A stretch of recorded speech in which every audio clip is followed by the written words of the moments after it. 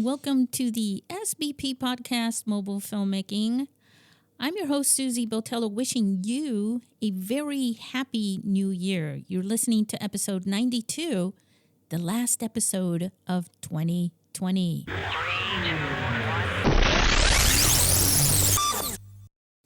Here we are standing in a doorway. That's right, you and me. We're standing in this doorway. Behind us is that bridge, a bridge like no other, the one that we've crossed. And by now, we're probably a little tattered from the experience. We look back, just to see where we've been, what we've gone through, what we've experienced. But we only do that for a brief moment. We feel different things. I mean, it's very hard to put everything we've felt into one word. Crazy may come to mind, but that does no justice to anything that we've experienced and what our friends have experienced and what many people have experienced as human beings all around the world. But now we're here. We're in this doorway and we're standing here together and we look at each other. We're not sure what to say, but we know we both sort of share the same feelings, right?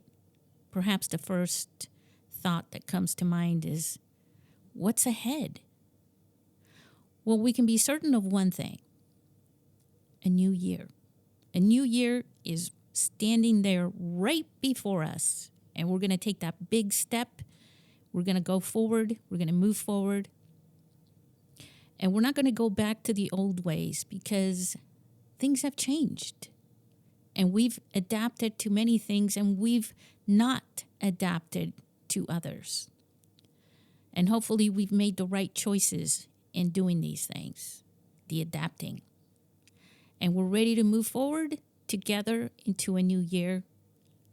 And so I just wanted to take this moment and wish you all a very happy, peaceful, healthy, safe, and a just overall wonderful year. I know it's not going to happen overnight where magically everything is just instantly better, but we are going to make it better. So Happy New Year, everybody. I want to thank you, our guests, for listening to our podcast, subscribing. One of the things that makes this podcast really special is when you go on social media and say, hey, I've been listening to, this episode, or I just listened to this, and you share good things about it, and you connect with me, connect with the SBP podcast or me, Susie Botello. I love it. Makes a big world of difference.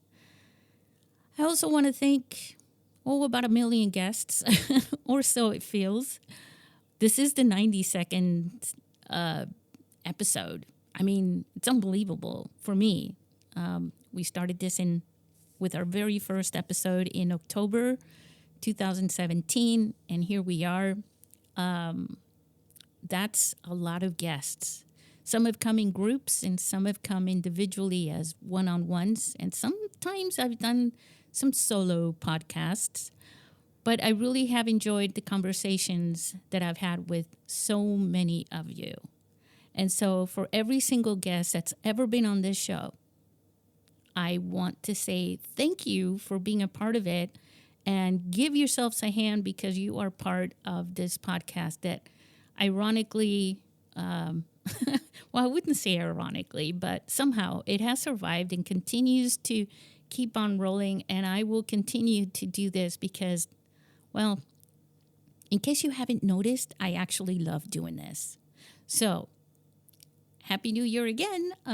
But let's talk about our guests for this episode because, yes, this is not a solo episode. Our guests for this episode are two ambassadors whom we consider honorable ambassadors to SBP and the International Mobile Film Festival in San Diego. They've agreed to embark on this task of becoming judges for the next International Mobile Film Festival, which is actually going to be the 10th anniversary of the film festival event here in San Diego. And it's actually going to be 13 years from when we launched this. It's unbelievable. Are we like a teenager, kind of, maybe? We just entered that. But anyways, our two guests are very special. They are awesome, fun to chat with. And although they've been on this podcast before, individually, this is the first time to have them here and to introduce you to them both together. It's going to be a lot of fun. We're going to talk about mobile filmmaking. We're going to talk about filmmaking. We're going to talk about horses and hobbits. Oh, I was hoping to save that so that you wouldn't know who they were right off the bat. But all right, cat's out of the bag, right, guys? Welcome, Jed Brophy and Mark Hadlow.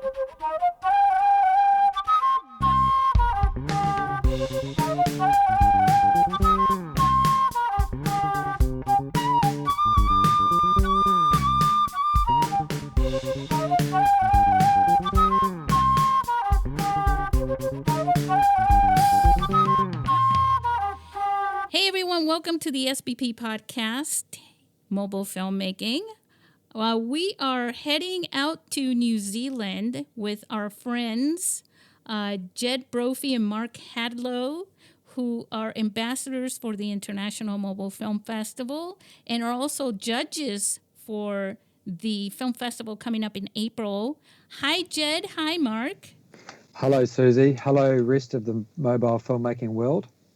Hello, Susie. Hello, the entire world of mobile filmmaking. Whoa, what is it like to be here? I am very, very excited to have you both together here on the podcast. It's been a while. Yeah. I mean, how long has it been? It's been at least a year, right? It has, yeah. Yeah. It's been a year since we ate a pie in a bus shelter in Sydney. It's been a year since we've even let me see. The film festival that we had, it seems like it was a year ago, but it was really just this last April. Yeah. And Jed, you were coming. Yeah, I mean, you both planned on coming, but Jed was confirmed to come over to San Diego for the film festival. I was. Yeah, and then we may have been our film festival here in San Diego because it was scheduled for the end of April. We may have been one of the first, if not the first, mobile, at least, film festival to have to go virtual on the last minute. Yeah. You were COVIDed. Yeah, we were totally COVIDed. And thank God for you guys willing to shift with me, because that took a lot of, it was quite a big diversion into the plans and organizing it for being a part of that anyways. Mark went to the top of a mountain and recorded something, and Jed went out with the horse. What was his, Seb? Seb, my horse Seb, yeah, he actually demanded it. He said, I want to be a part of this. So Yeah, Susie, paddock. don't get me wrong here. We are not, understating how much that horse controls Jed. Let me tell you. He's my agent. He's my manager. He's your everything. He is. He's my everything. He's also beautiful. He is. Yeah. He is. And he's got a gorgeous setting with the green, Oh. Well, he's got a great dad. Look at his dad, for God. Yeah. It's true. He has a good life. Yeah, definitely. So you guys were gonna do that. Thanks for, what do they call it here? Rolling with the punches on the film festival. Yeah, I just want to congratulate you for actually keeping it going and managing to run a festival where all of those fabulous filmmakers got to actually show their work, even in a virtual way. So well done for carrying on and getting it across the line. You, Jeff. Well, and you know what the cool part was that we still, I didn't want to change the date. We Yeah. always run our film festival at the very last weekend of April. And so we had all these little options like postpone it, just do it a couple months later to give us time to do more. And I was like, oh, well, no. It's going to stay on the same date. I'm I guess I went to war with COVID, and I feel like somehow we came out on top. So You did. You did indeed. yeah, but it was the filmmakers that had me glowing because they all showed up. I mean, they were different countries all over the world, and they all showed up at the same time, to view the films together and to be there to support one another. And that was just, now that really touched my heart because they were, a lot of them were disappointed, but some of the ones that couldn't come here to San Diego were still a part of it that way. So that was amazing. And that included you guys, because I know you guys were watching it too. So thank you. It was a pleasure. Absolute pleasure. Okay. All right. So, how excited are you guys about the judging? Now, Jed is, for listeners, Jed is going to be watching the official selected films for all the shorts in the short film competition. And Mark is going to be watching and judging like Jed, but he is going to be judging the films, the feature length films. Yeah. Look, either way, I would have been happy how you would have picked it, Susie. And but the thing is, I speak for myself, but I hope you don't mind if I say something. Both of us could have done either category. The importance is that we are based in this industry, and I can assure you that I'm going to be so excited about seeing what I'm going to see. I can't wait. I really can't wait. Yeah. Ditto for me. The standard that I've seen so far in your film festival and across the world in terms of mobile content is amazing. It gets better every year as people learn about the technology, and the technology gets better. And so I'm more than excited. I'm super hyped to see what Jed, people have to offer. Do you not feel that it's changing the building blocks a bit? Absolutely, it is. Yeah. Yeah, and that's what I like. Yeah. I think the stories that the world is able to share more and more stories and get more creative with them because more people can be involved in the filmmaking process. Yeah. True. I think what we're seeing too is we're suddenly being exposed to other ethnicities. We're being exposed to other, the way other communities, the way other countries talk to each other, the way they communicate with each other, and you see that through film. So in a way, film is a leader in the development of their societies, and I'm always intrigued in other people's and other countries' societies. Just a generalization there. I don't mean to demean anything. I'm just saying it's so exciting to be exposed to other filmmaking from a perspective of a country and its ethnicity. Yeah? Yeah. I actually, one of the things that attracts me, I'm more about storytelling in general, but what has led me to be so passionate about film is the fact that when you talk about the power of a story, right, you are limited. If you write it in a book, right, you're limiting your audience to people who can read it.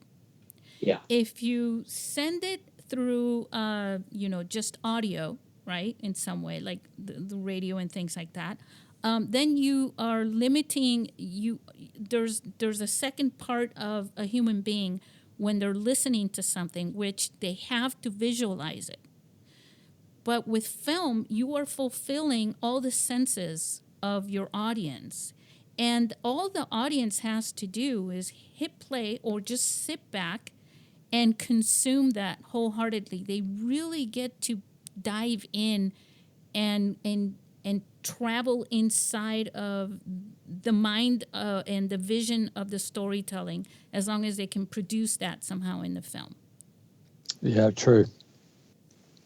And so the power of that story reaches more and more people around the world than it does in other mediums. That's how I feel. Well, I think what we're talking about too is something that is being, in the existence of humanity and the existence of people since the beginning of time. Storytellers, we go right back to, we can only look at it from our perspective of writers like Shakespeare and all the great writers who put down storytelling. And what I like about mobile filmmaking is that the story has to be paramount, because we're not relying on huge money spent on green screen and special effects, because so Blue Moon was important because of its story. So that is very important to me. Storyline. Absolutely. Absolutely. I mean, when you have, as you say, a limited budget and you have limited time and you're shooting on something that has a pretty small scope in terms of the frame size, story has to hold it. The narrative has to be strong to hold your attention, because it doesn't have all of the special effects money behind it. It doesn't have, all of the motion capture and the green screen or the LCD screen, the wraparound stuff that's happening on the big films, or the budget to sell it. So if the story's not good, you're really up against it. And that's what I'm looking for when I'm watching films too, is very, very strong narrative. I just want to share a comment from Richard Taylor to me 4 days ago. I was lucky enough to catch up with him. He said that Blue Moon continues to haunt him, that he finds himself thinking about it a lot. And he has seen dozens and dozens of films since he saw that one. And he said he doesn't know what it is that captures his imagination about that film, except that it's about two people who have history, and it's really, really interesting, and it holds you. He'd never been someone who'd gone out of his way to watch mobile films before, but he's a convert. So if we can convert someone like Richard Taylor, we've done a great job. Yeah. Well, yeah, that's the whole thing, that a story in itself shouldn't be guided by budgets and money and things. That's why I'm so passionate about the mobile filmmaking process, because you really are empowering the stories themselves, like Mark was saying, with the phone. Because there's, you go around the world, there's one thing that people have more than even a toothbrush is access to a mobile phone. Yeah. And so you're really saying to everybody around the entire world, hey, if you want to make a film and you have a captivating story, you have just the same chance as anybody else, especially with social media and the world that we're living today, that you can really take a stand with your story, right? Let me be also the devil's advocate here. Am I allowed to be? Yeah. Yes.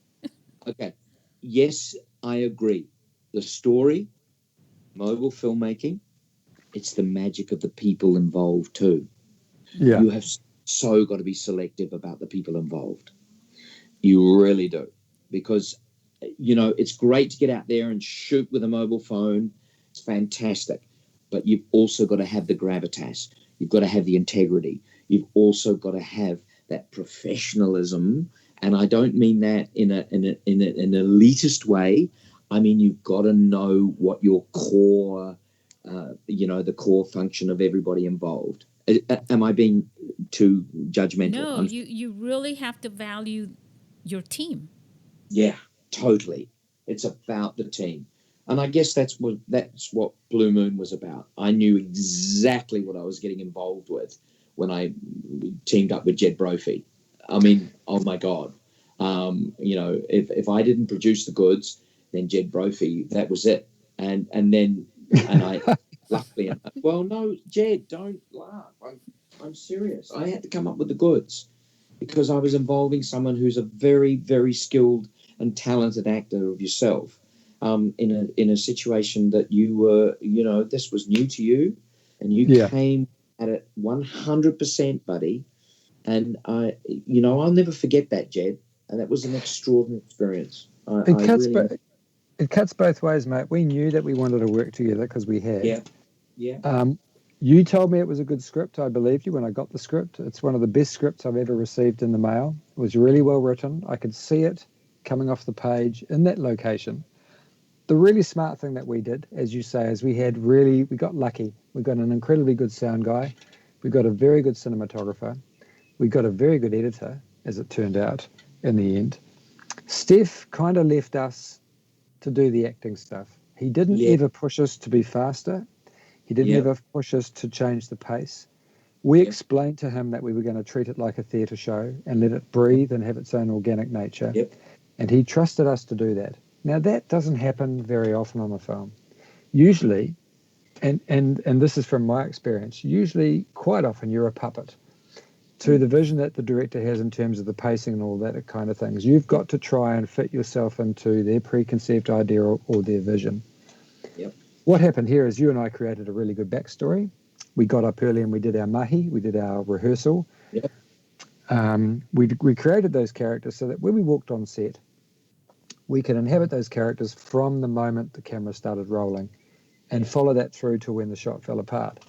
So 6 days later. Mark's point about having professional people or people that have their chops is they can problem solve a lot of stuff that more inexperienced cast and crew can't. So, don't be afraid to go after people who have a bit more experience in film or use your friends, but just get Yeah, a team that can gel together from the very beginning, because if you don't, then you're up against it. You have to yeah. have everyone has to be on the same page and know what you're actually heading towards. And do I you mean, prep? yeah, Hey, do you prep?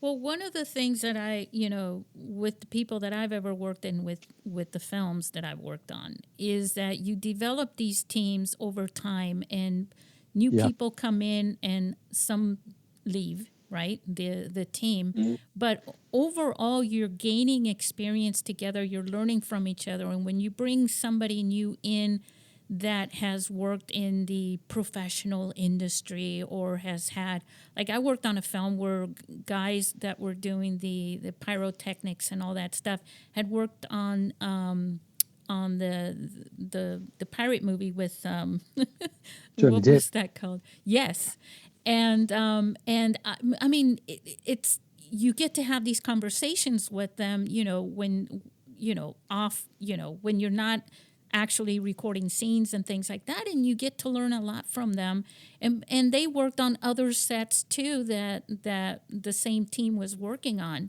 and so you are learning with each other and you find yourself working with the same people, and then the production is more seamless, and but in order to get that, you have to have that professionalism, meaning an integrity. And integrity means that you have to be honest with each other. You have to carry yourself and respect one another. And when you say, I'll be there at 3 a.m., you're there at 3 a.m. and people can no, no, count Absolutely. on no. you. You're there at 2:45 a.m. Oh, yeah, that's me. Yeah. Yeah, yeah. Yeah. Yeah, so that's really cool. Now, Jed, you mentioned theaters. Yeah. And I wanted to share a little bit with our listeners for that, because I think part of the magic with Blue Moon has to do with theater. I know Mark and I have had this conversation before, but you both worked on theater for what, like Still 35 do. or Yeah. Yeah. Mark's been doing it for half a decade. I mean, half a century, on and off. I've been doing it for a lot less, I- but there is a conception or a preconception that there is a different type of acting with theatre and film. They're actually exactly the same. God, I Um, agree with you so much. That's yeah, absolutely God. yeah. No. It comes down to understanding the medium and the technology enough to Yeah. be able to use that in a theatrical way to tell the story. You have to know the camera angles, and you have to know how that makes you look and what you're trying to do with how you use the lens. But the acting part of it, the creating a character part of it, the inhabiting that organic space that happens between 2 or 3 or 4 characters, that magic is exactly the same. It's no different between the two mediums. That's a myth created by someone who couldn't do either, I imagine. So but Mark and I saw this very clearly as a theatre piece. It was two people in a space that was locked down, basically, like a theatre show is. You're stuck in one room, and we were stuck in one room. That gives you an enormous amount of freedom to play with the space between people.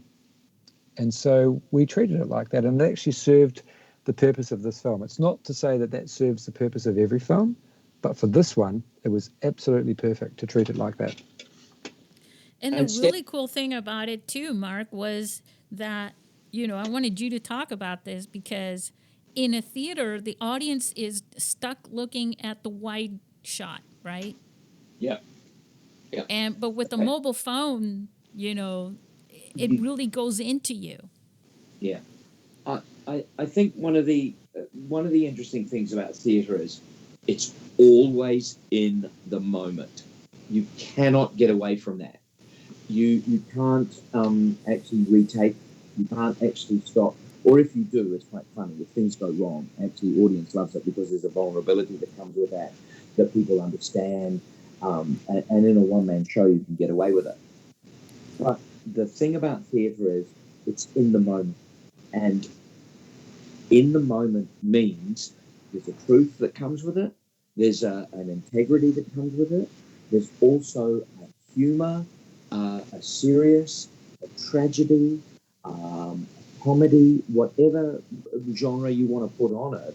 It's in the moment. I don't know how other to explain it other than the fact that it's the truth of that moment. And people who are watching have seen that. And they're suddenly voyeurs to their own experience in their own life. Film can't do that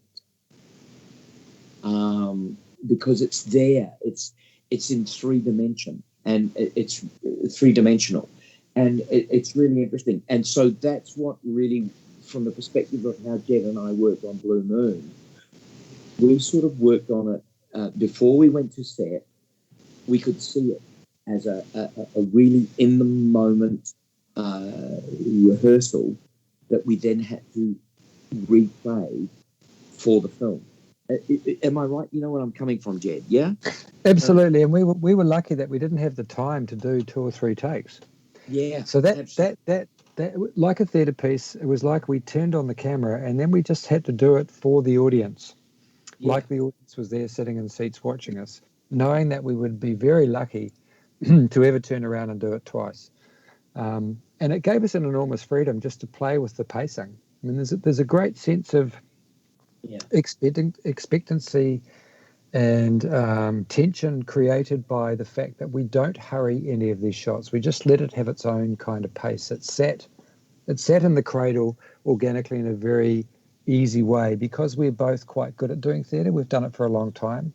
We understand how to let things have their own space. You have to do that in theatre to create this world that isn't real because, it's an artifice that you've got people sitting there watching something that you've created to tell a story.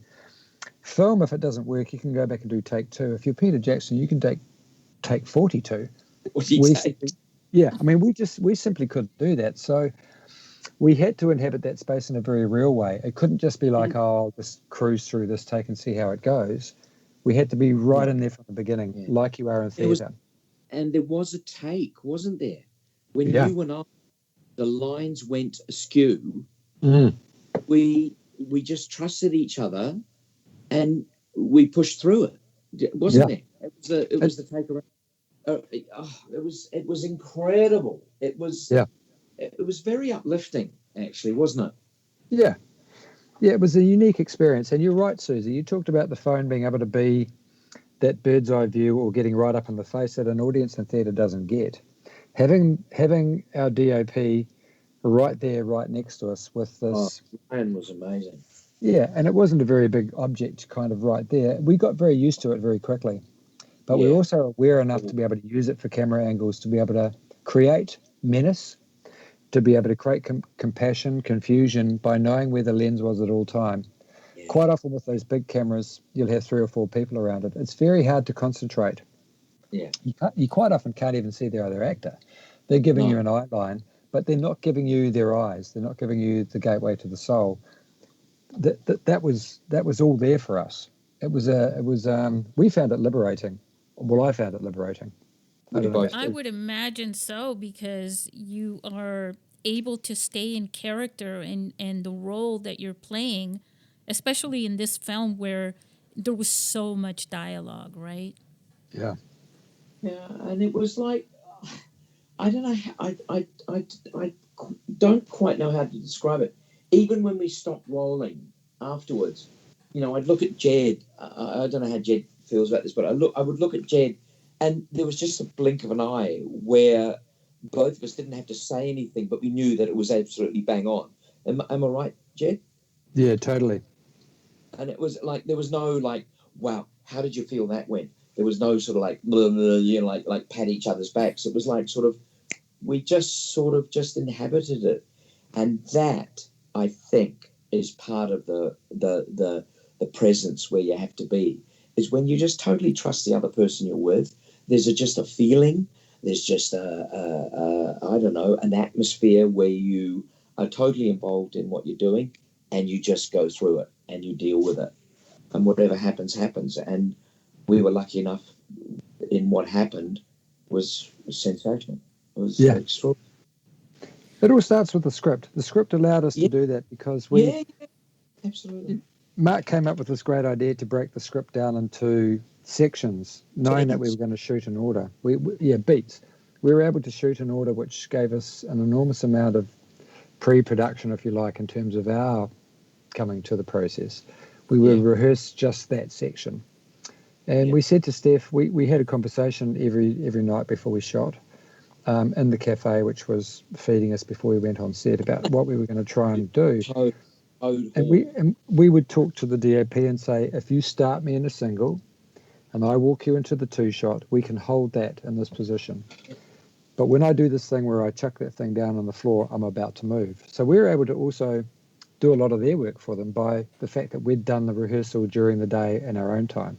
Yeah. And talked about... Ryan was very perceptive, wasn't he? He was. I mean, Ryan O'Rourke was incredibly perceptive with regards to where we were moving. Sorry to interrupt, Jed. No, we didn't have because we didn't have time to rehearse every scene. We kind of knew where the last bit had ended, so we knew we were starting the scene, and then we would just kind of free flow it. Wow. Yeah.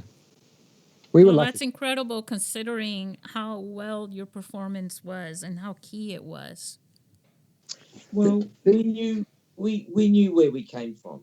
I know Jed's background. Jed knows my background, but there's also that core background of theatre, and Jed's background, first and foremost, even though he does a lot of film, is theatre, and so is mine. Yeah. And if we're approaching it straight away, so we're on a winning, we're on an even keel straight away. Would I be right, Jeddy? Yeah, quite right. Yeah, we know that things happen in theatre that are different from what you rehearse, because there's magic that happens and things not quite going right, but there's also magic in just trying something a different way. There's a scene where I slapped Mark. I never told Mark I was going to do that.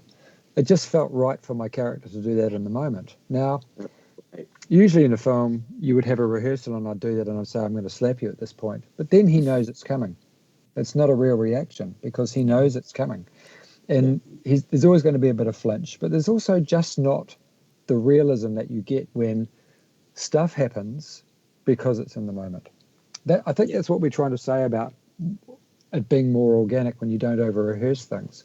It really lent itself to these two characters, having not seen each other for 40 years, being in a room together and trying to suss each other out. It's a bit like what we were doing as two actors, if you like. It helped us. It helped us in this process with this particular film. Wouldn't work for everything, but it worked for us. Speaking of not working with each other or seeing each other for a while, I'm a big fan of the Hobbit and the Lord of the Rings, and I know there's this one story that you guys shared before about how you guys found out that you were cast in The Hobbit. Yeah. Can you share that with me? Because I haven't heard it enough times. 50 times is not enough for me. It's just the airport thing. Yeah. Yeah. Yeah. Jed, I knew that Mark had been cast because I'd seen his photo up on the wall at Weta. And I don't know. I think he knew that I'd been I had, cast too. no, You I were hadn't seen yours. I had yeah. not seen yours. So you were flying into Wellington and I was flying out of Wellington, and we saw each other at the airport. And I saw Mark from across the whole distance of Wellington Airport, underneath the giant eagles that are there in the Middle Earth Airport in Wellington, and he just had this beaming grin on his face. Yeah.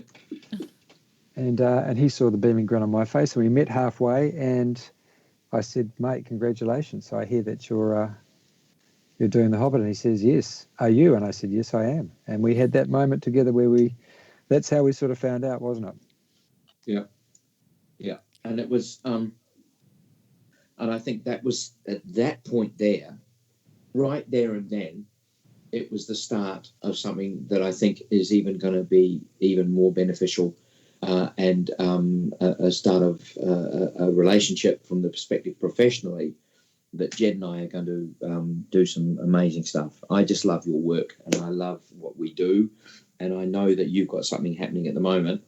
And I can't we do what we do. I just love working with you, buddy. You too, mate. Yeah, we've got a project we're trying to work on together, actually, that we're going to produce together along with Shane Rangi, director producer of Die Like a Shark, and he's just won another acting award. We sort of don't want to wait around for anyone else to give us the opportunity. We're going to make stuff happen on our own. Awesome. Now, hey, when you recorded your piece for the film festival this year, you spoke about a screenplay, Jed, that you were writing. Yeah. And a Western. Yeah. You were planning on shooting that, I think, with a phone, right? I think it's a challenge to shoot a Western on a phone. One of the things that sells Westerns is that large landscape, that kind of widescreen. But with the Moondog anamorphic lens, shooting that kind of 4K widescreen, I think it might lend itself to being a really hyper-real Western where you can get really up close with the people on horseback having their own gimbal. Am I in that with a phone, looking at each other? You skill up your actors to also be DOPs. You can get a lot of interactive stuff between people that you don't see in Westerns. I think it hasn't been done because people don't think it lends itself to that particular genre. I think they're wrong. I've been watching with a friend of mine who I'm actually working on a Western screenplay with. We've been watching what are considered the top 20 Western films of all time. And they're very, very, it's a great genre in terms of the close-up, in terms of getting right up in someone's face, the reaction shot. The Westerns are sold by reaction shots, what's happening between the white hat and the black hat a lot of the time. And I think the technology has got to a point in mobile filmmaking that idea that you can't shoot landscapes is not true.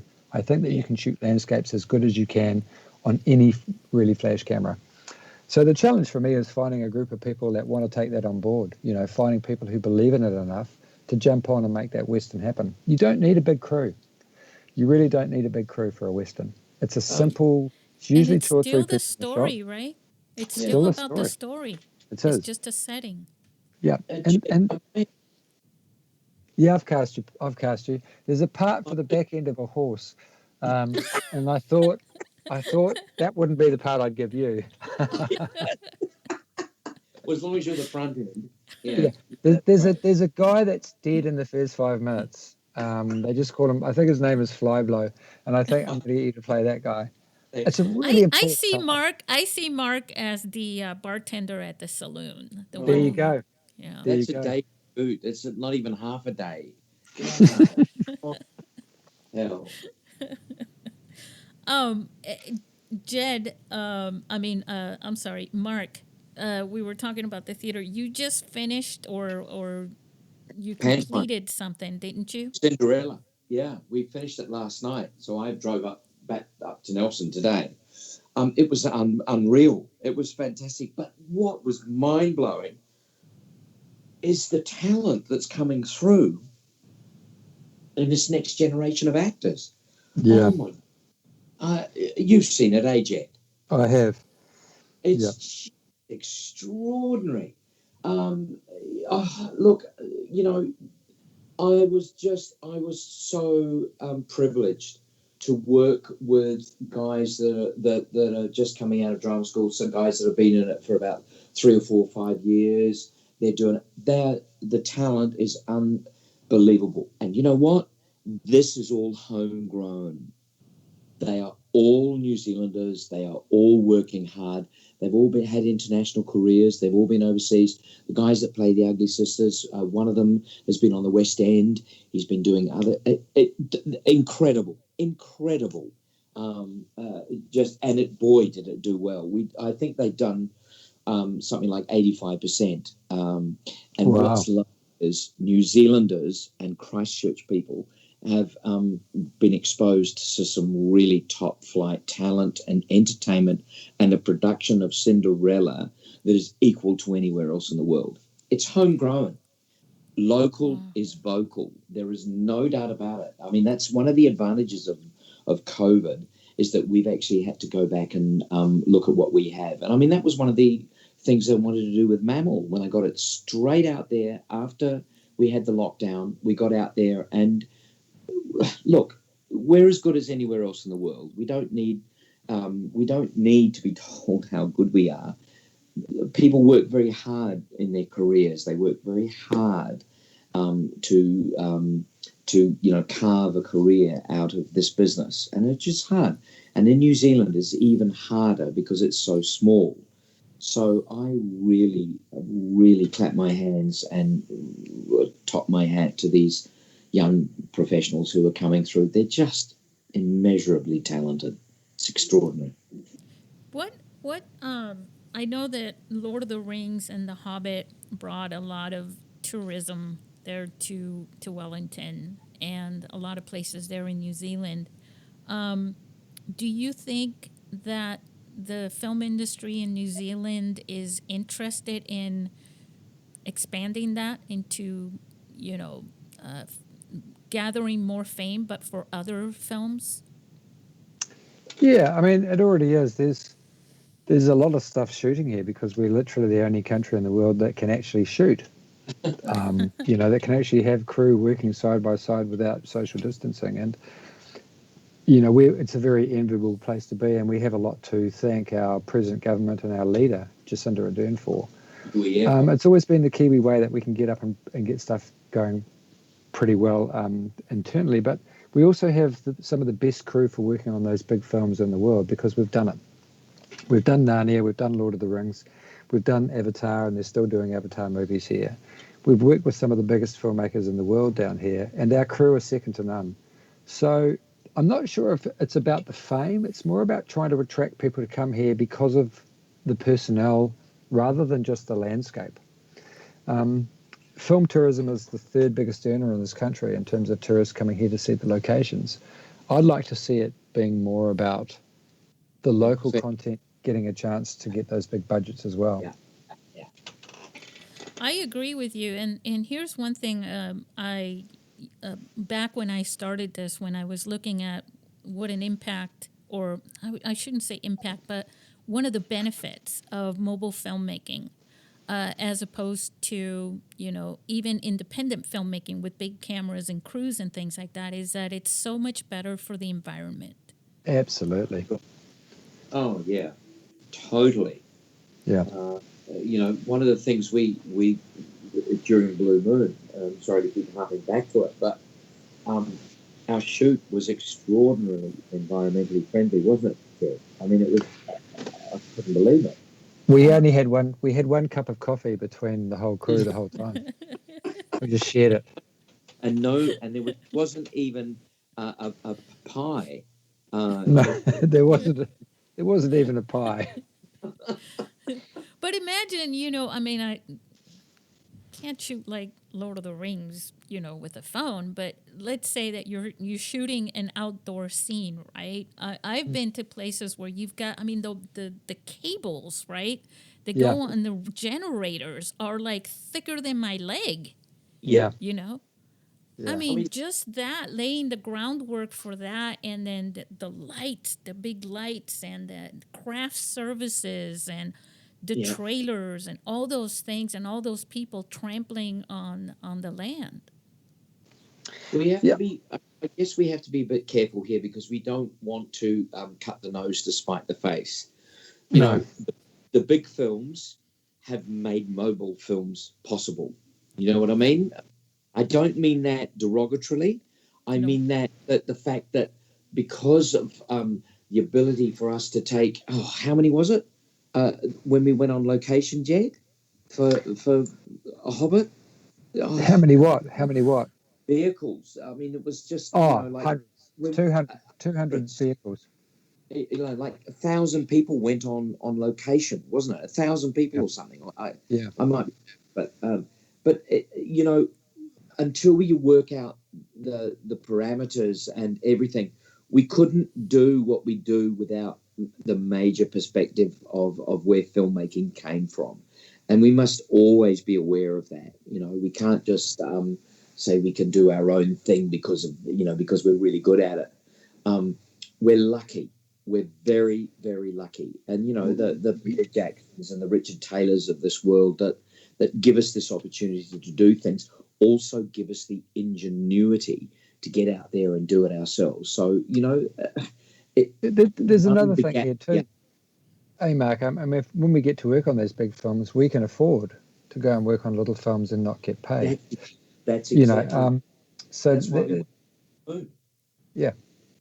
Yeah, if it wasn't for the fact that we were treated incredibly well, and Warner Brothers and all the other studios treated us with respect and paid us, they paid us for what we were worth, and that allowed us to actually go away and do other work. And so, the big part of the industry actually helps us in this country do the little part of the industry. And along with mobile films, there's also a lot of short films are made with crew in the weekend because they can afford to go and do it for free. With filmmakers that don't have a budget to do it otherwise. So they do go hand in hand, but I do take your point, Susie. It isn't the most environmentally friendly industry in terms of what you have to mine, even to make the cameras work. The lithium batteries, for instance, and the cobalt and the barium and all of that stuff has to come from countries outside of New Zealand and the US, and studios in their own nature use a lot of money in the administration part of it. It's very top heavy. There's a lot of wastage in that kind of upper echelons, if you like. But that's the beast. We have to have that beast. It's true. There wouldn't be the beast Yeah. underneath it. There wouldn't be the layers and the tiers underneath it without that beast rolling on. But if you had to be the Earth, looking at it from her perspective, you'd say, okay, fine. 3 big films in a year, fine, I'll take you. But then I'll also accept, 50 little films. 50 films that have a very small footprint. We had a very small footprint, and we're proud of that. We had a crew of 7, 4 or 5 actors, 1 location. We stayed all together in an orchard, so there wasn't a whole lot of accommodation costs. The town was really good to us in the way that they all came out to help us, and so we were able to be environmentally friendly on our shoot. I worked on a film here, and we did use several locations around San Diego, but we had a very small crew for this little film because it was a student with professional filmmakers helping the student make the film. Did you bike to each location? No, can't do that here. This is America, the land of the freeways, right? And people don't like it this is why I go everywhere and I show up early, because I like taking back roads. As I can get from one end of San Diego to the next end of San Diego without touching a freeway. Wow. And I love driving that way. But of course, it takes all day. It takes hours. But you can use the different locations. And I think we had about 16 people on the crew. And we Yeah. shot in the mountains. We shot, in neighborhoods, and we shot in houses. We went all the way out to Julian. I don't know if you've heard of I what do. Julian. Yeah, Yeah. we shot some stuff up there. And I keep thinking that if we would have been shooting on a mobile phone, it would have been so much easier, because even though we were a small crew, there was all the toys, you know what I mean? And we Yeah. could have shot it on a mobile phone. And then Yeah. half the And just breaking down the set would have saved us a lot of time too. Well, guys, I want to talk a little bit here about and just the last few minutes.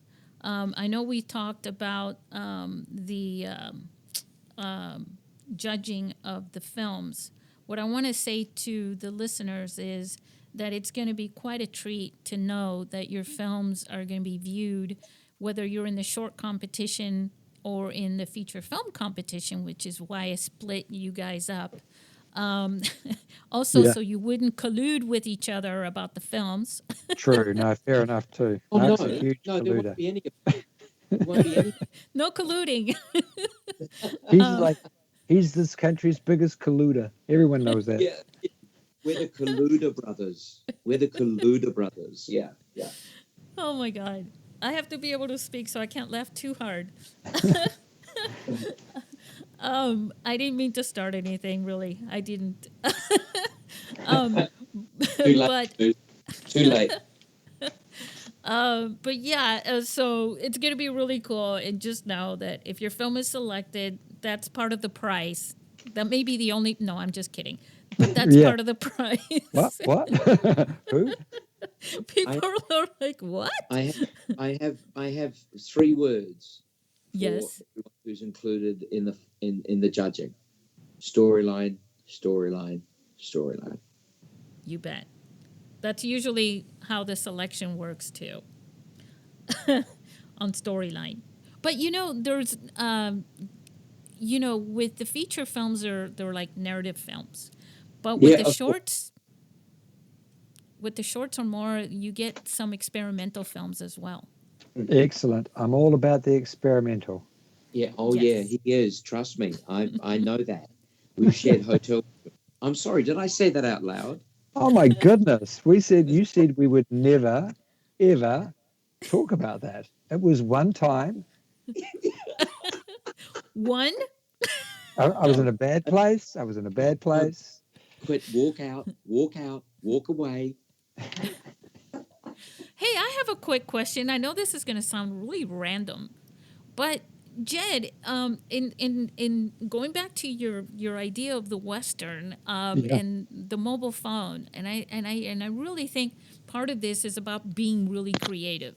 Yeah. Okay, I'm going to shoot it with the phone. This hasn't been done before, to this caliber, so I got to get really creative. You had that idea of the actors on their horses, with gimbals, Yeah. shooting each other. Oh, how Yeah. appropriate. Yeah. Pun intended. Yeah.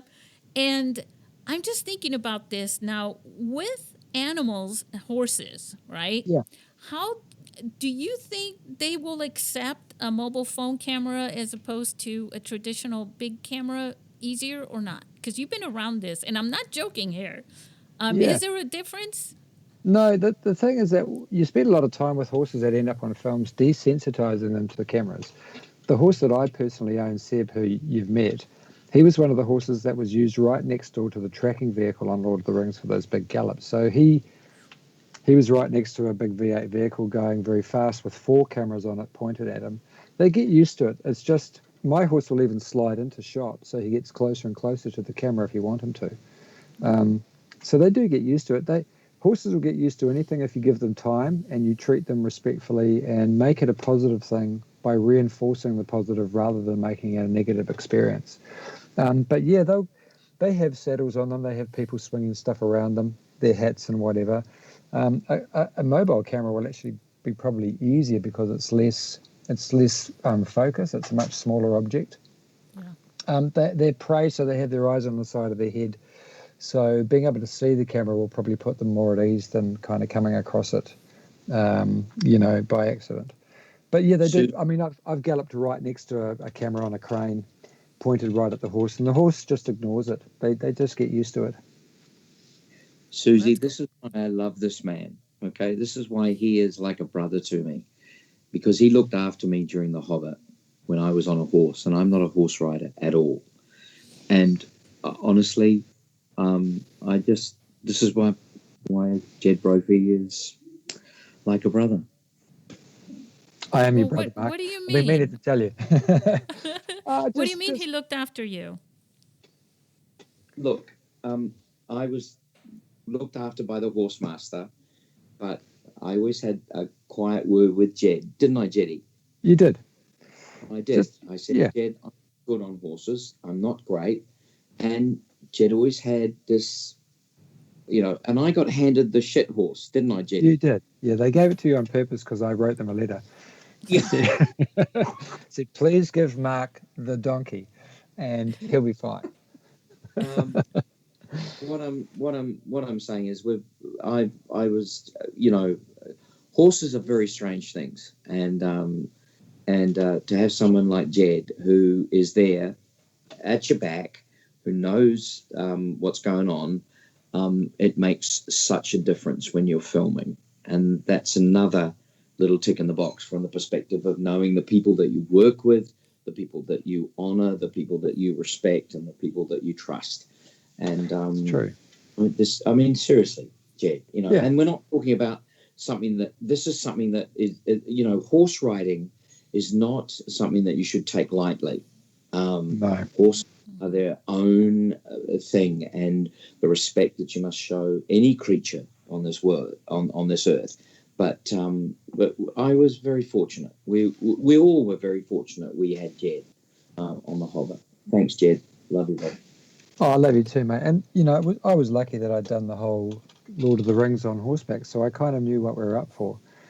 And it is that thing. It'd be like me jumping into a Ferrari and, wanting to spin its wheels, or a Formula One car. It would take me a while to do that. It's not something you can do unless you've done it before. I was just very lucky that I'd grown up riding horses every day, and that I'd had that experience working for the horse department. And I knew instinctively what wasn't right for an actor on a horse. You can tell if a horse is about to do something. You can tell if they're about to jump out from underneath you. And so I was just able to sort of second guess it a wee bit and just say to people, hey, just relax.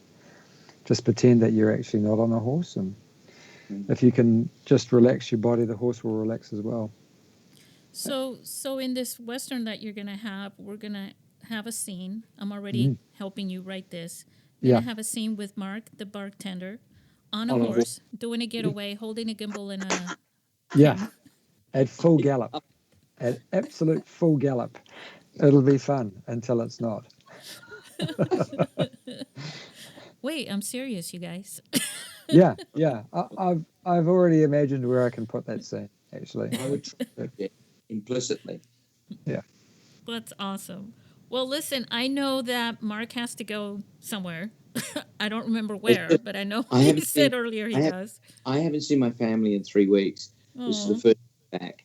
And but I just so wanted to do this with you, Susie, and with Jed. And so it's not a problem at all. But I do have to go and spend some time with my family. God. Yes, I can sort of sense it. You got to get going. So listen, one last word from each of you. Mark, you first. Just a quick message to the mobile filmmakers, especially the ones who are going to be in our film festival that you're judging. Yep.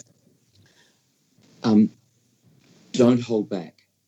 You have an instinct, follow it, believe in it, and utterly produce it. But it must be about the story. And if you've got a story, then the proof will be in the pudding. And I'm so excited about looking forward to it. Judging these films is a privilege for me, but I can't wait. I'm so excited. Thank you. Okay, Jed? Yeah, so firstly, kia ora katoa to all of you. Um, Kia kaha, be strong. It's been a very tough time to be making films. Community is everything at the moment. And filmmaking is about community. It's about everybody having a positive interest in making the process and the product as much fun as possible. Always remember that. It is make believe, and so it has. You can take the pressure off yourself by making it fun. It doesn't have to be angst ridden. And Mark is right. Story is everything. The narrative has to make sense. If you're making an experimental film, it still has to have a very strong through line, an arc that makes sense to the people watching it. If you have to explain a film before or after it, then you haven't really done your job. The film should stand alone and tell the story on its own. It's all about telling the story with pictures and words, but the pictures are just as important. And the last thing is have fun. Yeah. It's we call it playing. We call it doing a play because it's playing. We're playing at make believe, at telling a story, at entertaining people, but it has to be fun. So just have a really, really good time. And just know that Mark and I are on your side. We want you to succeed. We want you to have a good time. We are your friends in this, not your enemies. And we're going to judge it on its merits and merits only. So I'm really excited. To all the mobile film making people out there, I'm so overjoyed that I'm a part of your community. It's been a revelation in my career, and I'm embracing it. And if any of you, want to come and work on my Western for free in New Zealand, if you can get here, I'll let you know when it's happening. Probably not this Tuesday, but maybe the following Friday. Awesome. I'll have what he said. One last little thing, Mark. I want you to know something. I just want to give a shout out to the rest of the judges. Kimberly Hart, who is your partner on the Mark for the feature films.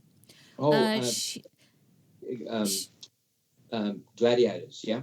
Yes. Okay. Well, so okay. So she's also going to judge the feature films along with you. She's on the panel. And she lives in Australia, but she's actually from New Zealand. Good Lord. Amazing. It's frightening, isn't it? New Zealand should be one nation. I've said this all along. Why are you quiet, Jed? I'm listening to your profound words, Mark. As soon as you said, I've said this all along, I even got quiet. Yeah. It's like, wow, there's something coming. I'm pulling it back. Just sit there. I love you. Anyway, moving on. All right. So, Jed, for you, Yes. in your panel, you've got a few here. You've got Demetrius Witherspoon. Yes.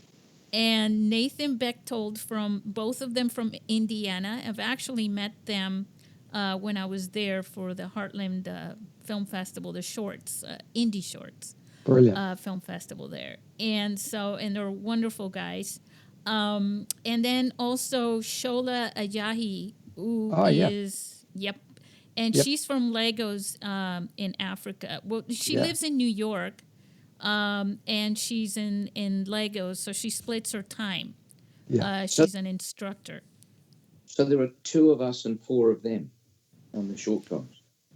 Yeah, well, so for the short films, there's a total of 1, 2, 3, 4 judges, and then 2 for the feature films. That's right. I like that. I do. It means Jed's got 3 helpers. I've got 1 helper, and I'm her helper. Well, let me tell you, there are going to be a lot more short films than. I don't select more than 3 tops of all the feature films. I love you. But they're longer. So how many short films, Susie? Well, I don't know. My gosh, we got so many this year. Yeah, okay. There you go, Jed. Oh, I can't wait for you to look at all of those, Jeddy. Could be like 1,000 films. No, I'm just kidding. There's no way. Easy. 1,000 films. I can do that at my lunchtime. I just fast forward to the action clips. You know what, Susie? That really annoys me. He could do that, and he would make a very, very good choice. You were so frustrate me, bro. Yeah, bruh. Yeah, bruh. Yeah, bro. Yeah. Yeah, bruh. Yeah, bro. You Oh, know what? God. My favorite word here in San Diego. You know what it is? You must No. have heard of this if you know me on Twitter. Oh, Mark is What, not on Twitter what anymore. is it? What is No, it? I miss you. Tell us, no. Susie. What is it? Tacos. Yeah, true, tacos. I love tacos. I actually make great tacos and nachos. Really? Chicken, Yeah, good everything. But I love sure chicken I am. tacos. Oh, Yeah. Are they kiwi tacos? They've no. got my But own. They've got my own special sauce, and they've got things that you probably don't get there. You yeah, probably wouldn't make it with lamb mince, for instance, but lamb is a big product here because obviously there are 20 million sheep here, so we have to do something with them. They just usually end up in nachos. So there, yeah, that's there's a fabulous Mexican restaurant in the middle of Nelson that is absolutely, essentially Mexican, and it's fabulous. And they make the best tacos. Oh, everything better. No, guys. I'm sorry. There's the best tacos in the whole world are right here in San Diego. Yeah, I know they are, Sue. I know. I can't wait I, to I taste. I believe you. Yeah, we do. We can't wait to get out there. Hey, We Jetty. can't. Yeah, I mean, yeah, Mark and I have been trying to get to your festival for Oh, the last two years, three yeah. years coming up, and I believe, Susie, that you've told someone at the border that we're not to be trusted because they simply will not let us into the country. On the border of the universe, it would be Yeah, because. exactly. Oh Yeah, the no, let's weirdos. not blame this on me now. I think it's just gonna. There's a reason for everything. Yeah, true. So there's a reason why it's being held back, and it's just gonna be epic when you guys and it will be both of you. I'm pretty Yeah, sure of that. Yeah, yeah. I am going to say I cannot wait to get there. Hey, Jed, I really No, am. I can't wait for you to get there either. The two of us getting there and actually just catching up with you and actually meeting you firsthand and taking in this wonderful energy and the passion and the commitment that you have, Susie, to this extraordinary phenomenon, which is mobile filmmaking. Oh, you're amazing. Oh, you're awesome. You And are. I can't wait to take you out to the mountains where I used to live into Hobbit land, and that for me would be just I could die after that and be happy. Well, Bring it. we breed hobbits here now in New Zealand, and we could actually bring some hobbits with us, breeding stock.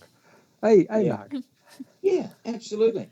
I've Yeah, actually got one in the shed at the moment that's about he's due. When is he due? I think he's due soon, eh? about Soon. about March, isn't it? I Just bet. prior, just post Yeah, summer going into autumn, and then yeah. boom.